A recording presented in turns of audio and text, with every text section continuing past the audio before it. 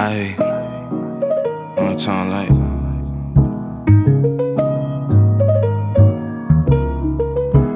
Ayy, look.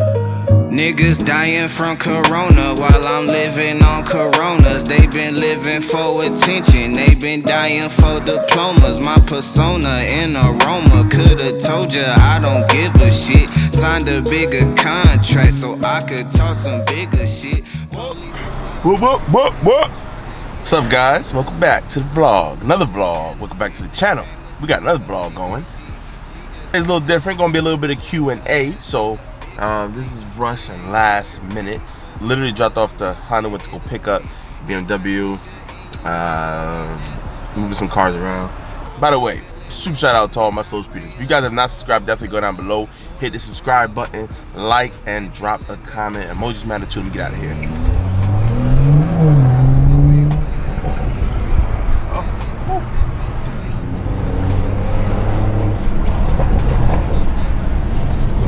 Yep.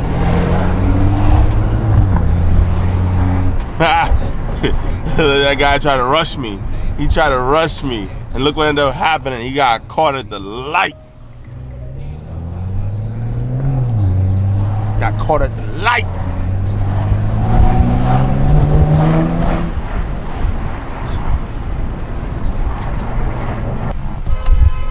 So I've been getting a lot of questions about this Mikey tune, and while I want to answer all you guys, it's just a lot. That's the whole video, especially if you guys have asked me questions about this Mikey tune, the car, the setup, why I did certain things this way, that way, you know, all that stuff. I'm pretty sure you guys haven't noticed, but I tried to die off on IG a little bit. So I post, but now what I'll do is I'll post, get off IG, and then get back on maybe the next day or the day after. I try not to stay on there too much, even though I still gotta answer you guys' questions and everything like that. When it comes to creating more content and better content or whatever, I gotta cut the bullshit off. And one of the main ways these days is scrolling on Instagram.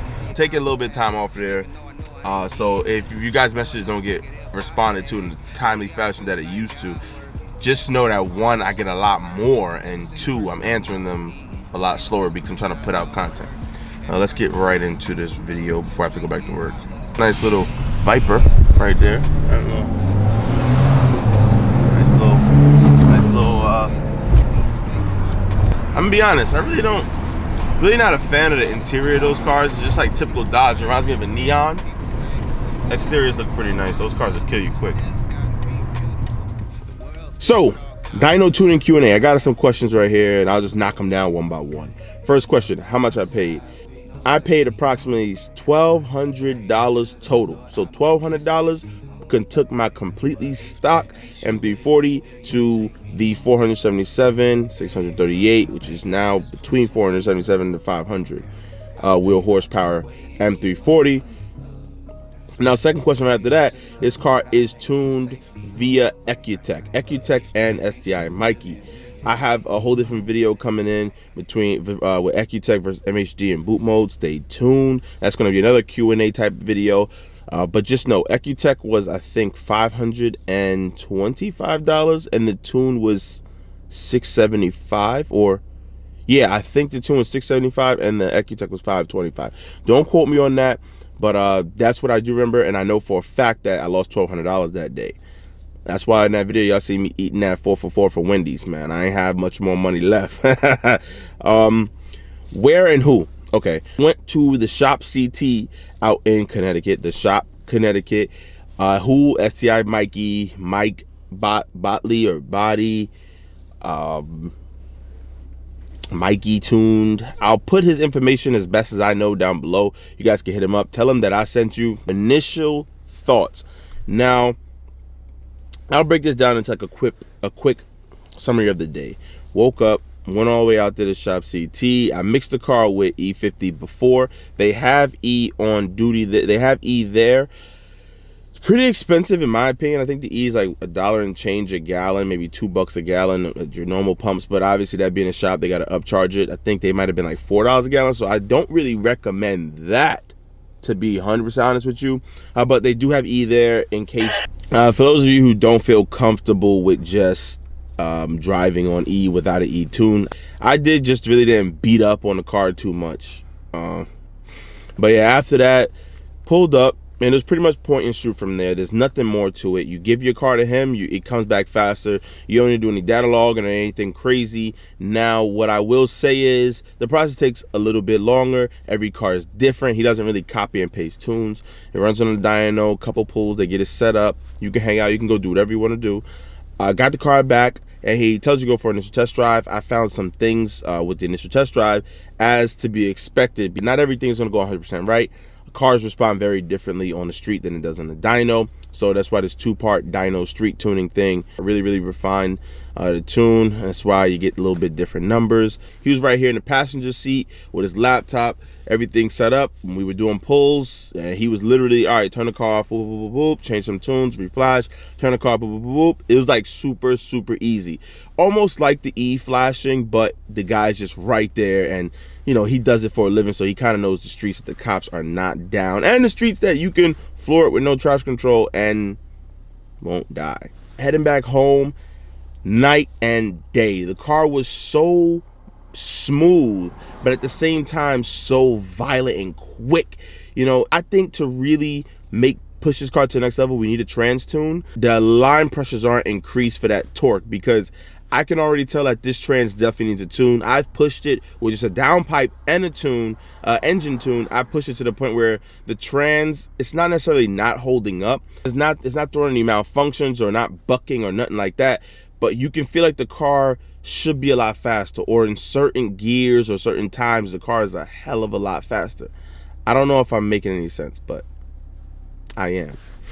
This car is like mind-blowing. Your stoplight to stoplight, you're gonna finesse it, you're gonna kill everybody, especially if you could hook. Oh my god, this thing is totally different from the big boost 435, where up top that thing shine.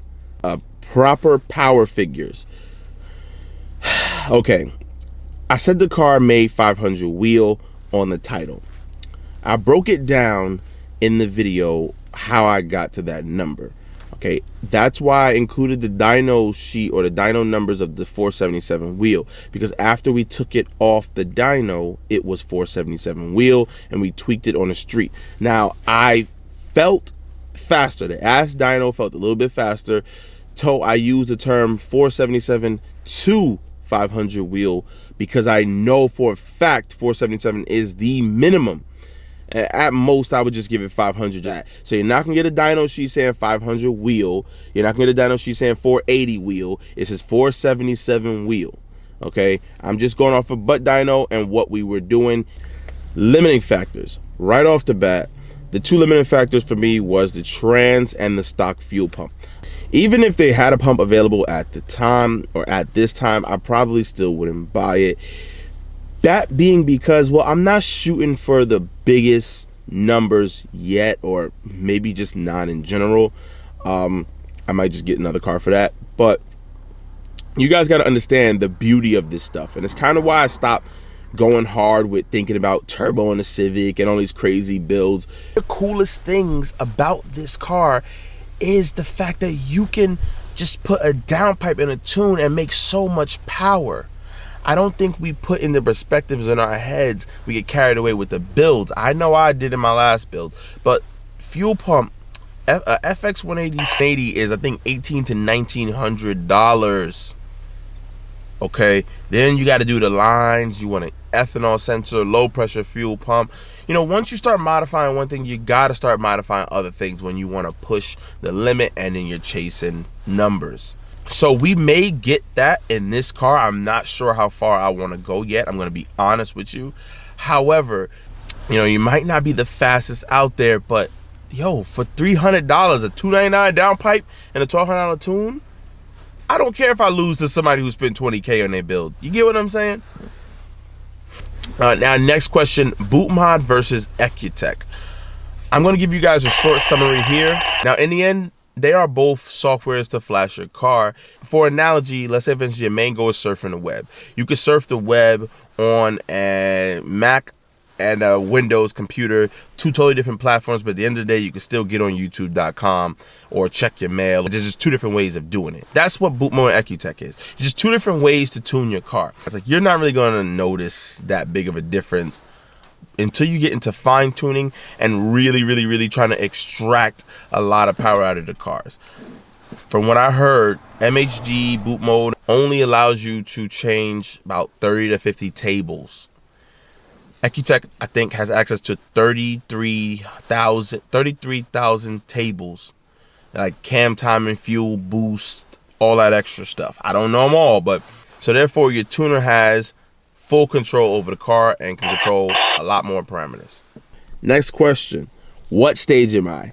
I'm not any stage. I'm not stage 1, I'm not stage 2. Stage, the word stage makes me cringe because it's like, it's like, I don't know.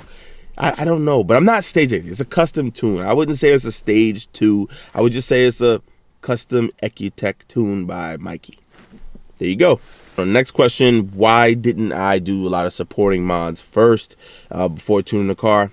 A lot of parts get overhyped, like intakes and charge pipes and stuff like that. They are useful, and once you get to a certain point, you do need them. However, I know the M55 charge pipes used to go a lot, but with just a downpipe in the tune, I think this charge pipe and being fairly new should last pretty long. And if not, I'll replace it. But in the end, spending a couple more $1,000 on all these supporting mods when I may not even need them, well, it's kind of pointless to me. Once again, I think it goes against everything I was saying about making this car really fun for really cheap. Now, putting the power down. First couple races, you guys are going to see me be on the stock 255s with the Sport 4Ss. Rear-wheel drive car, putting the power down pretty hard from a dig. A second gear, pretty hard as well. So I might take a couple L's in the first couple races, but I don't care. It's up here for you guys to see. Downpipe tool stock tire. You know what I'm running. You know what I'm running. I ain't hiding it from nobody. When I do get a tire on there, though, I'm going to be busting ass. I ain't going to lie to y'all. Last question that I get, which is weird. Y'all, some of you guys like the cold start. It's the cold start. I left cold start on. I don't like it. Catalyst with cold start is very annoying. More annoying than my 435. This car sounds different. Sounds louder, more ratchet. Cold start. I wanted the tuner to take it off. He informed me that I'm going to get like a little weird idle issue. I had that in my M55. Even the initial drive off was a little, almost like the car was bogging a little bit. But, you know, you don't beat on it. You let the car warm up normally. And I think you should be good. So that's all the questions that I have. Hopefully I didn't talk you guys to death. It's been 25 minutes. I'm going to get back in there to work. And, yeah, hopefully they weren't looking for me. Mike from So Speed. Peace out.